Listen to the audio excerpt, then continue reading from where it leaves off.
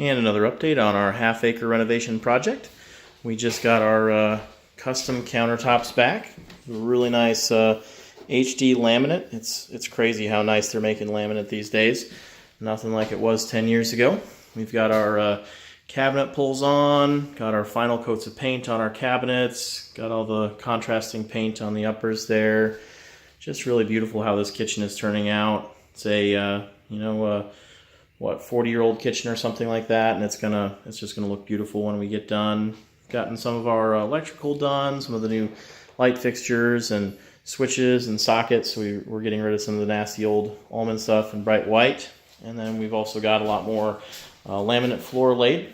There used to be some utilities here with washer, dryer. We've got those moved downstairs, all the connections taken out, and sheetrock, mud, and tape over where they used to be. So you can see this starting to flow from the kitchen to the dining room to the living room. And we get a glimpse of our finished product there. So really exciting to see these things take shape, and stay tuned for more updates.